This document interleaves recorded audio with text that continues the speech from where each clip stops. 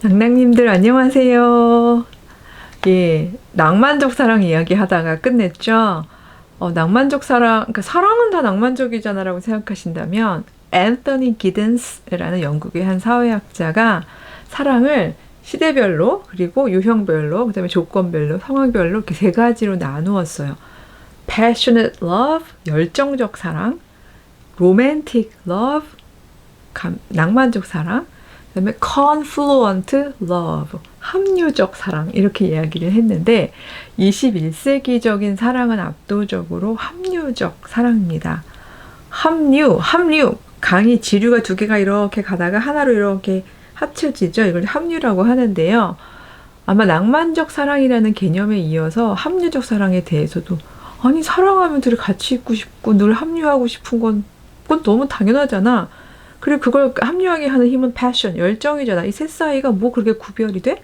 라고 생각하실 수가 있겠는데 오늘은 인문신학에서 신학보다는 인문, 사회학 쪽에 조금 방점이 찍히는 이야기가 될 것 같은데요. 합류적 사랑은요.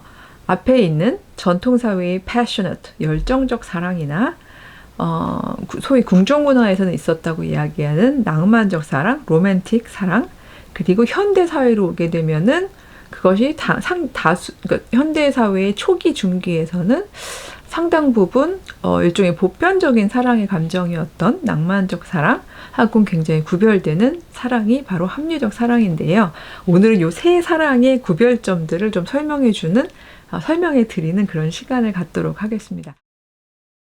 passionate love 이거는요 아주 한마디로 말하면요 그러니까 물레방앗간 뭐 이런 거예요. 그냥 지나가다 케미스트리? 화학? 끌리면 뭐 미래고 뭐 과거고 없어요. 그냥 현재만 오늘만 있는 사랑이에요. 예, 그런 사랑은 보통 이 passionate love 열정적 사랑은 미래를 약속하지 않아요. 예, 지나가던 근데 passionate love가 항상 아름답게 진행된 건 아니에요. 이 힘의 관계가 굉장히 확고할 때는 제가 웃으면서 얘기하기에는 좀 불편할 정도의 강간에 해당하는 행위들도 있었고 그걸 러브라고 붙이고 싶지는 않은데요. 패션이라고만 뭐 해야 될까 열정? 그것도 일방적 패션이죠. 그런 일들도 있긴 했습니다만 그것하고 별도로 만약에 상호적이었다면 저는 기왕이면 상호성에서만 이야기를 하고 싶은데요. 그 상호적이었다고 해도 예를 들어서 뭐 동네 도리와 순이 이래도 둘이 나중에 물레방앗간에서 만나 이러고 그렇더라도 이 둘의 이 열정이 항상 결혼으로 이어지느냐? 그렇지는 않았다는 거죠. 전통 사회에서는. 왜 그랬을까요? 지난 시간에도 말씀을 드렸지만 만약에 도리와 순이가 이름을 너무 도리라고 하는 바람에 양반과 자제이긴 좀 어렵게 되어버렸는데 둘이 신분 차이가 난다거나 아니면 뭐 부모가 어떤 경제적인 사유 때문에 순위가 어디로 민며느리처럼 들어가야 한다거나 이런 방식으로 생존이든 신분이든 더 중요하고 더 긴급한 사회 제도적인 제약들이 있었기 때문에 이런 것들이 결혼하고 결부되어 있지 않았던 시절이었기 때문에 그냥 패션을 가지고 사랑을 하던 그런 전통사회의 사랑 방식이 passionate love, 열정적 사랑 이었다면 낭만적 사랑은요. 이제 앤서니 기든스도 그렇게 설명하고 있고 많은 서구 학자들이 얘기하지만 그들은 동양권에서는 몰랐으니까 서구 전통에서만 이야기하게 되잖아요. 이 낭만적 사랑이라는 특별한 사랑의 유형을 만들게 되는데 기독교가 굉장히 큰 역할을 했대요. 그래서 사실 이 얘기를 하는 겁니다. 전혀 카더라 이런 얘기를 제가 이 시간에 할 필요는 없으니까 왜 기독교가 영향을 미쳤냐 하면 이 낭만적 사랑의 서양 버전은 굉장히 기독교적인 유럽의 궁정 문화에서 시작하거든요. 그러니까 유럽의 궁정 문화라고 하면 가질 수 있는 몇 가지 기본적인 가치관 중에 하나가 기독교인들은 누구를 향한 only you라는 절대적 감정을 연습해왔죠. 신앙적으로 계속 수행하고 고백하면서 연습해온 거잖아요. 그렇죠. 주 하나님을 향해서 저는 오로지 주님의 것입니다 라는 말을 하는 신앙적 훈련과 연습을 해왔죠. 이것의 세속 버전이라고 해야 될까요? 그것에 사람은 그렇습니다. 익숙함이 문화로 만들어지고 그것이 자기의 삶 속에도 영향을 미치는 것처럼 그냥 그 소위 이 패셔널 러브, 열정적 사랑이 있던 곳에서는 어떻게 말하면 다자연애도 가능했던 그런 시절이었는데 그런 것이 미개해 보이고 뭔가 불경건해 보이고 순수한 감정은 하나여야 하고 이런 마음들을 보편적으로 갖게 되는데 기독교가 신앙 고백을 하게 했던 그 전통이 굉장히 크게 작용했다고 분석들을 합니다. 우리 여러분들 낭낭님들이 얼마나 뭐 인정을 하실지 받아들이실지 모르겠지만 어쨌든 학자들은 그렇게 이야기를 해요. 근데 그것이 패셔널 러브하고 붙었다는 거죠. 그러니까 낭만적 사랑은 굳이 표현하자면 세 가지가 붙은 거예요. 그동안 쭉 있었던 열정적 사랑 플러스 그 다음에 기독교인들이 계속해서 수행해 왔던 어떤 절대적인 한 사랑, 그러니까 하나의 현신, 오직 하나라는 그 어떤 그 하나라는 믿음, 그렇죠? 거기다가 궁정에서의 특수 상황, 즉 내가 좋아하는 사람하고 결혼할 수 없는 그런 특수 상황, 그런 상황이 세 가지가 결부되면서 만들어진 사랑이 낭만적 사랑이라는 거죠. 그 낭만적 사랑은 항상 애틋하게 나온다는 거예요. 그래서 왜 우리 요즘엔 조금 드라마도 이제 바뀌었습니다만 20세기형 드라마랑 많이 다르지만 20세기형 드라마 보면 항상 나오는 그 장면이 있죠. 예, 둘의 신분 주로 이제 신분이 없어지고 나니까 무슨 차이가 생기는 거죠? 그래서 재력 차이라고 해야 될까요? 이런 차이가 굉장히 크게 나는 두 남녀가 참 신기하게 항상 남자가 부자였었어요. 옛날에는 만나고 그럼 항상 한중간쯤 가면 클라이맥스에서 남자 어머니가 나와서 여자한테 이렇게 물 한번 뿌려주시는 그쵸? 그럼에도 불구하고 모든 장벽을 넘으면서 뭐 16회든 20회든 24회든 마지막 장면은 항상 결혼식 장면으로 끝나는 이것이 낭만적 사랑의 20세기 버전이거든요. 모든 장벽을 막 다 넘어요. 보면 뭐 다 나오도 나올 거, 뭐 반대도 집안 반대도 나오고 또 둘 중에 하나 꼭 죽을 병에 걸려요. 대부분 또 죽을 병은 여자가 걸려요. 왜냐하면 아까 지난 시간에 읽어드린 것도 있지만 남자는 지키는 자이고 여자는 보호받아야 되는 그런 존재로서의 어떤 낭만화 되어 있는 그 클리셰가 있기 때문에 그런데 이런 모든 장벽을 다 넘고 결국은 맨날 해피 엔딩은 뭐가 되는 거죠? 결혼. 즉 결혼이 해피 엔딩이 되는 건데 이쯤에서 두둥두둥 하면서 결혼 얘기하려니까 찰랑거리고 싶지 않은 마음이 드는 귀가 아프네요. 저는 귀를 안 뚫었거든요. 근데 찝는 걸 했더니 너무 아파서 그냥 결혼에 대해서 아픔이 있어서 뺀 건 아니고요. 겸사겸사. 근데 아마 결혼해보신 분들 혹은 이만큼 살아보신 분들은 알겠지만 결혼은 해피 엔딩이 아니죠. Another beginning인데 낭만적 사랑은 그렇게 항상 동화책 끝처럼 그래서 결혼해서 행복하게 잘 살았더래요. 라고 끝나는 게 낭만적 사랑이었는데 그게 굉장히 들어맞았던 시절들이 있다면 보편적으로 들어맞았던 시절이 있다면 20세기 중반과 그러니까 초반 중반까지 정도예요. 우리나라로 치면 한 70년대 80년대까지는 비교적 모든 가정이 그랬다는 건 아닌데 비교적 그래 그렇지 라고 얘기할 수 있는 가정이 많았다는 거죠.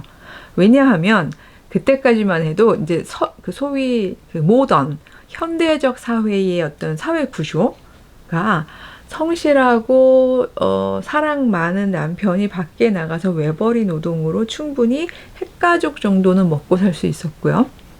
그다음에 아내도 가정 안에서 안정적으로 전업주부 활동을 하면서 남편이 완전히 봉급제 주잖아요. 여보 하면서 그러면 아까 왜 지난 시간에 얘기했던 힘내 여보 너무 고생했어요 이러고 그 돈을 또 알뜰살뜰 아껴가면서 또 이렇게 활용해서 자녀들을 잘 양육하고 이런 그 핵가족의 형태를 충분히 유지할 수 있는 사회적 인프라가 어느 정도 있었다는 거죠. 중산층의 경우에는. 이제 언제나 서민층의 경우에는 어려움들이 있었지만 중산층이 상당히 이제 많던 서구도 마찬가지고 우리나라도 마찬가지고 다이아몬드 구조를 이루던 그런 시절에는 이런 내용들이 끄덕끄덕 되면서 맞아 낭만적 사랑의 엔딩은 해피 엔딩은 결혼이고 또 그렇게 쭉 가정이 이어지지 라고 생각하시는 분들이 꽤 있으셨고 그리고 개신교 항상 기독교는 나오는 건데요. 개신교의 경우에는 우리 그 종교개혁 이후에 쭉 이제 그 새로운 방식의 이제 신앙 담론들이 생겨나는 즈음에 이 현대라는 문명도 같이 만들어지고 있었고 다수의 새로운 방식의 현대인들이 개신교도들이 많았기 때문에 이 두 가치가 또 이렇게 합쳐지거든요. 친화성을 가지고. 그래서 개신교 담론에 있어서도 이런 핵가족의 이 성역할 그 분업을 굉장히 낭만화시키고 신적 질서화시키는 작업들이 일어나게 됩니다. 이것도 제가 계속해서 너무 계속 이것만 하게 되면 또 아무리 제가 이제 무거운 거 때문에 이걸 했다고 하지만 이것만 또 계속 하게 되면 여러분들이 또 뭐지 갑자기 인문 신학에서 신학은 빠졌나 이렇게 되실 수도 있을 것 같아서 중간중간 이렇게 잠깐 쉬어가는 페이지처럼 넣어드리도록 하고요. 그러니까 즉 개신교의 그 가정 담론하고 그 다음에 이 현대 문화의 낭만적 사랑 담론이 어떤 방식으로 결합되고 소위 어떻게 보면 여성을 온건하게 억압해왔나? 라는 부분에 대한 이야기는 기회가 되면 또 말씀을 드리도록 하고요. 이 낭만적 사랑이 21세기에 왜 더 이상 작동하지 않나 하면은요. 여러분 다 아시다시피 요즘에 이제 N4라는 표현도 안 쓰고 포기라는 말은 되게 수동적이잖아요. 그래서 결혼 포기하겠다, 출산 포기하겠다, 양육 포기하겠다, 이런 포기의 문제가 아니라 이제는 사비라는 이야기를 합니다. 안일 비자를 써서 조금 더 적극적인 행위 주체로서 내게를 안 하겠다고 하는데, 여러분, 만약에 우리 낭낭님들 중에서 조금 연령이 되시는 분들은 사비 못 맞추실 것 같아요. 사비가 뭐지? 옛날에 4H 운동 있듯이, 운동은 운동인데 굉장히 우리 낭낭님들이 들으시기엔 낭만 파괴적인 운동입니다. 그러니까 연애 안 함, 연애 안 하겠다는 거예요. 그러면 연애 안 하면 뭐를 또 안 하나? 연애 안 하니까 연애 안 하면 그냥 그래도 결혼은 하나? 아니에요. 연애 안 하고 결혼도 안 하겠대요. 그러면 결혼 안 하고 성적으로 즐기기만 하겠다고 섹스도 안 하겠대요.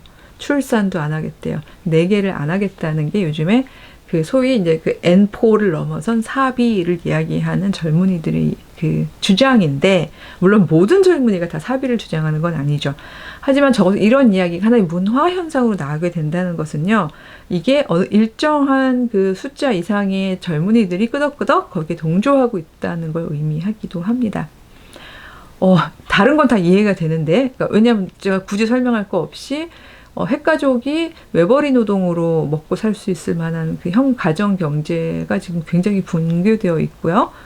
예, 그리고 혼자 살기도 바쁘고 여러 가지 이런 이야기들은 제가 길게 할 필요가 없을 정도로 이 핵가족의 낭만적 이상이 흔들리는 거는 사실인데, 그래도 이렇게 얘기해서 죄송합니다. 그래도 한 젊은 혈기에 섹스는 그것까지 왜 안 일비지? 라고 생각하시는 분들이 있을 것 같아요. confluent love, 합리적 사랑이 바로 섹스는 하던 사랑이에요. 예. 그러니까 사비가 합리적 사랑보다 더 앞으로 간 거예요. 거기 이제 사랑이 없어져 버린 거죠. 제가 옛날도 아니에요. 한 5년 전만 해도 이제 특강 다니면서 합리적 사랑의 특징 설명을 하다 말고, 이것이 사랑일까요? 만약 이 육체적으로 이제 패셔널 러브랑 다른 이유는, 패셔널 러브는요, 그래도 순수하게 열정은 있었어요. 그쵸? 이 케미스트리, 열정만으로 가는 건데, 합리적 사랑에는요, 어떻게 말하면 순수한 열정이라기보다는 나에게 유리함이라는 게 붙어 있는, 케미스트리이거든요. 그래서 합류하는 동안만 하는 사랑이에요. 즉, 내 스케줄이나, 내 성적 관리나, 내 직업 기회나, 내 그 인생의 생애 주기에 아무런 지장을 주지 않는 선에서만 합류하는 거거든요.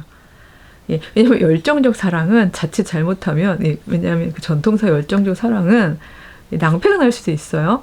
예, 계산을 못하고 막 불타오르는 사랑이니까. 그래서 막 빨리 가서 뭘 해야 되는데도 아차 싶을 정도로, 그러니까 그걸 순수함이라고 표현해야 될지 모르겠는데 그런 순진함이 있는 반면에 합리적 사랑의 경우엔 철저하게 계산적인 거죠. 그래서 뭐 제가 많은 상담들을 하기 때문에 상담 사례를 여기서 설명을 드릴 수는 없고요. 다 비밀이기 때문에. 그래도 제가 알고 있는 정보들을 놓고 볼 때 합류기간 중에 최대한 짧았던 합류기간이요, 30분이었어요. 우리는 일주일에 30분밖에 합류할 수 없어요. 둘 다 너무 바쁜 스케줄인 거죠. 그래서 그거를 아주 촘촘하게, 현대를 통과한 사랑인 건데 촘촘하게 따져서 둘이 일주일 동안 합류할 수 있는 그 30분을 딱 잡는 거죠. 그렇다면 이 30분을 잡는다면 그 30분 동안 할 수 있는 사랑의 행위는 뭐가 있을까요? 눈 마주보기, 일주일 동안 뭐 했는지 이야기하기, 서로의 감정선 보면서 헤아려주기, 이런 거일 수가 없게 되는 거죠. 그러니까 모텔 예약하고 섹스, 이렇게 되는데, 이게 그 기댄스, 물론 모든 합리적 사랑이 30분이라는 얘기는 아니에요. 기댄스는 유형으로서의 합리적 사랑은 결혼을 할 수도 있다고 이야기했어요. 이건 결혼하느냐 안 하느냐의 문제는 아닌 거예요. 다만 유리한, 우리가 합류하는 게 딱 유리한 기간 동안만 합류하는 상당히 계산적이면서 정서적인 위안이나 경제적 서포트나 뭐 성적 만족을 얻는 그런 사랑을 의미하는 거죠. 그러니까 전 여기다 사랑이라는 이름을 붙여야 되는지가 굉장히 의문이 됐기 때문에, 왜냐하면 사랑의 기본이 뭔데요? 나의 언젠가도 말씀을 드렸습니다만 나의 모든 이기심이나 바운더리를 넘어서서 너에게로 가는 행위잖아요. 근데 합리적 사랑은 이것이 없는 거죠.